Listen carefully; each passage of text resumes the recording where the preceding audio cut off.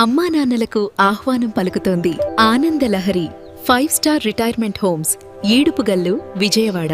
గురువు అంటే దైవంతో సమానం. 10 మందికి విద్యాబుద్ధులు నేర్పించడమే కాకుండా వారి భవిష్యత్తుకి బంగారు బాటను వేస్తుంటారు. టీచర్ అంటేనే ఒక రకమైనటువంటి గౌరవం అందరిలో ఉంటుంది. ఎందుకంటే పిల్లలకి భావి భవిష్యత్తుని అలాగే భావి భారత పౌరులని తీర్చిదిద్దేటువంటి అవకాశం టీచర్ కు మాత్రమే ఉంటుంది. అది కేవలం బ్రతికున్నప్పుడే కాదు, తాను చనిపోయిన తర్వాత కూడా వైద్య విద్యార్థులకు తన శరీరం నుంచి చదువుకోవాలి అంటూ ఒక గొప్ప ఉపాధ్యాయురాలు ఒక పెద్ద నిర్ణయం తీసుకున్నారు. అదేంటో తెలుసా? తాను చనిపోయిన తర్వాత ఆమె పార్థివ దేహాన్ని వైద్య విద్యార్థులు చదువుకోవటం కోసం గాంధీ హాస్పిటల్ కి డొనేట్ చెయ్యాలి అని చెప్పేది ఆవిడ చివరి కోరిక. ఆమె ఎవరో కాదు, చంపాపేటలో నివాసం ఉండేటువంటి టీచర్. మన వెనకాల కనిపిస్తున్నారు చూడండి. నిజంగా ఒక గొప్ప నిర్ణయం అయితే ఆవిడ తీసుకున్నారు. మల్లీశ్వరి గారికి 2 పిల్లలు. వాళ్ళిద్దరూ కూడా ఆమె నిర్ణయాన్ని గౌరవించి ఈ రోజు ఆమె చనిపోయిన తర్వాత ఆమె పార్థివ దేహాన్ని కాలేజీకి, అంటే ముఖ్యంగా గాంధీ హాస్పిటల్లో స్టూడెంట్స్ కోసం అప్పచెప్పబోతున్నారు.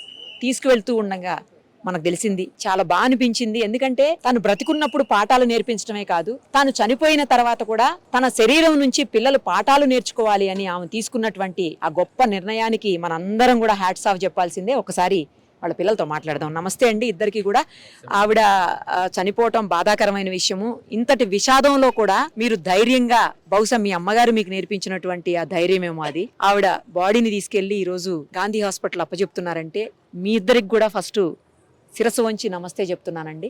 ఎలా అండి, అంటే ఆవిడ ఎందుకు ఈ నిర్ణయం తీసుకున్నారు? ఆమె చిన్ననాటి నుంచి కూడా ఏ పని చేసినా పర్ఫెక్ట్లీ ప్లాన్ చేసే ఏ పని అయినా చేస్తుంది. ఆమె చిన్నతనం నుంచి అన్నల సహాయంతో ఇక్కడ అనాథాశ్రమంలో చేరినారు. ఆ సంగం లక్ష్మీబాయమ్మ గారు స్థాపించిన ఇందిరా సేవా సదన్ ట్రస్ట్ అనే సంస్థలో ఆమె అనాథాశ్రమంలో ఆమె పెరిగింది.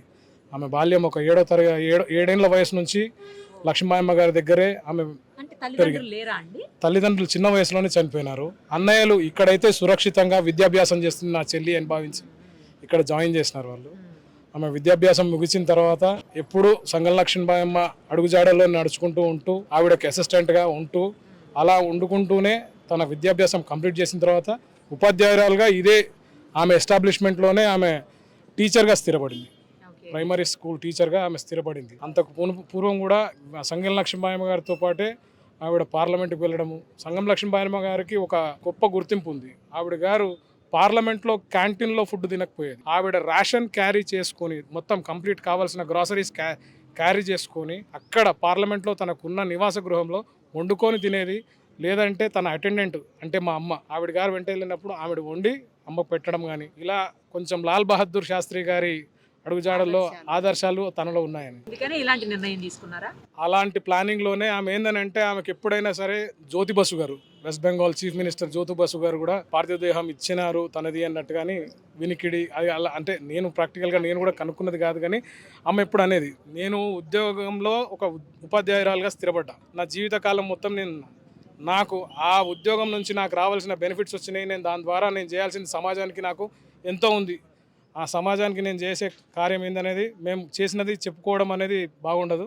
మేము కాదు, మా తల్లిదండ్రులు అలా మేము చెప్పుకుంటే కూడా వాళ్ళ గొప్పలు చెప్పుకోవడం కూడా మాకు మంచిది కాదు. అది వాళ్ళను అనుసరించిన వాళ్ళు, వాళ్ళ అడుగుజాడలలో నడిచిన వాళ్ళు, వాళ్ళ ఆదర్శాలను పాటించిన వాళ్ళు ఎంతోమంది ఇక్కడ ఉన్నారు. ఆమె వెనకాల ఇవాళ నడిచిన వాళ్ళు. ఆమె తీసుకున్న నిర్ణయం, నా తదనంతరం కూడా నేను ఉపాధ్యాయురాలుగా నేను ఉండాలి, for ever I should be as a teacher అనేది ఆమె కోరిక. ఆంగ్లంలో చెప్పినా తెలుగులో చెప్పినా ఆమె ఒక ఉద్దేశం, అజరామరంగా ఆమె శరీరం కూడా ఒక ఉపాధ్యాయ వృత్తి చేయడానికి పనికొచ్చే విధంగా కనీసం నా పార్థివ దేహం కూడా దానికి పనికి రావాలనేది ఆమె కోరిక. ఎప్పుడు మీ అమ్మగారు మీ దగ్గర ఇలాంటి విషయాన్ని చెప్పుకున్నారండి? అలాగే ఈరోజు ఆవిడ చదువుకున్నారు, ఇదే స్కూల్లో చదువుకున్నారని చెప్తున్నారు. ఇదే స్కూల్లో కూడా ఆవిడ ఉపాధ్యాయులుగా పనిచేశారు. చివరిసారి ఆ స్కూల్ చూపించేందుకు మీ అమ్మగారిని ఇక్కడ తీసుకొచ్చారా? అవునండి, తను ఇద్దరు అంటే వాళ్ళ చెల్లెలు అండ్ మా అమ్మగారు ఇద్దరు కూడా అనాథలుగా ఉన్నప్పుడు వాళ్ళ అన్నయ్యలు సంధ్యపోయిన రాములు, సంధ్యపోయిన శంకర్ గారు కలిసి వాళ్ళ చెల్లెల్ని ఏంటంటే, అప్పట్లో ఏంటంటే పిల్లలకు ఎడ్యుకేషన్ అనేది ఉండకపోయేదండి. ఆడపిల్లలు చదువుకోవాలనేసి ఒక చిరు కోరిక వాళ్ళ అన్నలలో ఉండేదన్నమాట. సో ఇవాళ ఆడపిల్లలు చదువుకుంటే ఏంటంటే భవిష్యత్తు తరాలకు బాటలు దిద్దుతారనే ఉద్దేశంతో ఆ రోజు అన్నలు వేసిన బాట ఈరోజు ఆ చెల్లెళ్ళు ఇద్దరు కూడా సమాజంలో ఎంతో ఉపయోగపడుతున్నారు. సో దాంట్లో భాగంగా ఏంటంటే అండి, అమ్మ తీసుకున్న నిర్ణయానికి ఏంటంటే మేము శిరస్సు వంచి నమస్కరిస్తున్నాము. విషయం ఏంటంటే నిత్యం తను ఒక విద్యార్థి లాగానే ఉంది. సో నా విద్యా బోధన అనేది రేపటి తరాలకు, రేపటి పిల్లలకు ఆ విద్యని అలాగే కొనసాగించాలంటే నా పార్థివ దేహం అనేది ప్రతి అంగుళం అంగుళం తన ఆశయాలను ముందుకు తీసుకెళ్లే విధంగా ఉండాలి అనే ఉద్దేశానికి తన ఈ నిర్ణయం తీసుకుంది. సో ఇవాళటి పిల్లలే రేపటి పౌరులు. సో ఎంతో మంది విద్యార్థులు మీరు చూస్తున్నారు ఇక్కడ ఎంహెచ్ గుప్తా హై స్కూల్ అనేసి, తను విద్యార్థి దశ నుంచి విద్యాభ్యాసం బోధించే విధంగా ఎదిగినటువంటి వ్యక్తి. సో మా అమ్మగారు చెప్పిన ఒక మాట ఏంటంటే, మీరు ఏడవద్దు, మీరు ఏడుస్తే నేను అక్కడ హాస్పిటల్ ఏడవాల్సి వస్తుంది. సో ఆశయం గొప్పది. ఆశయం ఏంటిదంటే పిల్లలు చదువుకోవాలి. ఎందుకంటే మా నాన్నగారు చనిపోయినప్పుడు అండి డాక్టర్ గారు ఇలా చెప్పారనమాట, మాకు ఇలా కెడావర్ చేసే వాళ్ళు చాలా తక్కువ మంది ఉంటారు. సో ఆ విషయాన్ని, ఎందుకంటే మా నాన్నగారు క్యాన్సర్తో చనిపోయారనమాట. సో ఆ హాస్పిటల్ తిరిగిన అనుభవంతో తాను నా పార్థివ దేహం అనేది విద్యార్థులకు ఉపయోగపడాలి, తద్వారా ఏంటంటే వాళ్ళు ఒక మంచి విద్యార్థులుగా తీర్చిదిద్ది తన ఆశయాలను ముందు తీసుకెళ్ళాలి. మేము పిల్లలే కాదండి, ఉపాధ్యాయురాలకి పిల్లలు వాళ్ళ స్టూడెంట్స్, మేమేమి ఇద్దరమే, కానీ తను తీర్చిదిద్దింది కొన్ని వేల మంది ఈరోజు మా అమ్మగారిని చూడడానికి వచ్చారు. తన యొక్క అంతిమ యాత్రలో నిజంగా కూడా ఒక తీర్థయాత్రలాగా జరిగింది. సో ఈ కార్యక్రమానికి ముఖ్యంగా ఏంటంటే అండి, రేపటి పిల్లలు ఈ యొక్క విషయాన్ని గమనించుకొనేసి భారతదేశ ఔన్నత్యాన్ని కాపాడుకోవాలంటే ఐక్యమత్యంతో నుండి మంచి విద్యాభ్యాసంతో ఉంటే ఏంటంటే మనం ఏమి రోడ్లు పట్టుకొనేసి మనం ఏం చేయనవసరం లేదండి. ఒక ఇల్లు బాగుంటే సమాజం బాగుంటుంది అనేసి మా అమ్మగారు చెప్పినటువంటి మాట అందరికి మీరు చేరవేస్తారని ఆశిస్తున్నానండి. తప్పకుండా అండి. అనారోగ్యంతో చనిపోయారా లేకపోతే వయసు రీత్యానండి? వయసు రీత్యానేనండి. తను అనారోగ్యంతో బాధపడుతున్న మాట వాస్తవమే. కాకపోతే ఏంటంటే తను వయసు రీత్యా తను దాదాపు 79 సంవత్సరాలు. సో చూసాను ఆగస్టు 15th 47 అని చెప్పి, అంటే మనకు స్వాతంత్రం వచ్చిన రోజునే మీ అమ్మగారు జన్మించారా? అనాథ పిల్లలకు, అంటే ఈ విషయం ఎందుకు చెప్తున్నానంటే, అనాథ పిల్లలకు వాళ్ళకు ఆగస్టు 15th, 26 జనవరి, అక్టోబర్ 1st, 14th ఏప్రిల్ ఇలా స్వతంత్ర పరుల యొక్క జన్మదినాలే పెడుతుండేవాళ్ళు. సో దాంట్లో భాగంగా సంగం లక్ష్మీబాయి గారు తాను అనాథ పిల్లలు వచ్చినప్పుడు ఏంటంటే స్వతంత్ర పరుల గుర్తింపుగా, అంటే మనకు స్వతంత్రం వచ్చినటువంటి అలా పెట్టారు. సో అదొక సర్టిఫికేట్ రూపకంగా ఉన్నటువంటి డేట్ గొప్ప. ఎందుకంటే ఆ రోజు అనాథ ఆశ్రమాలలో పిల్లలు మా అమ్మ చెప్పేది ఎప్పుడు ఒక అట్టిపండు వస్తుందా, ఎప్పుడు ఎవరైనా ఒక బిస్కెట్ తెచ్చి మాకు ఇస్తారా అలా. ఎందుకంటే ఇవాళ సమాజంలో ఎన్నో అనాథాశ్రమాలు ఉన్నాయండి. కోటీశ్వర్లు దాదాపు మన హైదరాబాద్లో 1000కి పైగా ఉన్నారు. సో ప్రతి ఒక్కరు కూడా ఇలాంటి వాటిలలో కాస్త ఆలోచించి ముందుకు వస్తే ఏమైపోతుందంటే, అనాథ పిల్లలు మెయిన్గా ఇవాళ ఒక అనాథ ఇవాళ ఎంతోమందికి దారి చూపించింది, మీరు చూస్తున్నారు. సో ముఖ్యంగా అండి మీరు ఇంత దూరం రావడము, మా అమ్మగారి గురించి తెలుసుకొని మరీ రావడం, నిరుపమ్ గారు థ్యాంక్ యూ వెరీ మచ్ అండి. ఇప్పటి నుంచి మీరు పడిన తపన ఎక్కడెక్కడ ఉన్నారు అని కనుక్కోవడము. అమ్మ ఇదే స్కూల్లో జాబ్ చేసినారండి.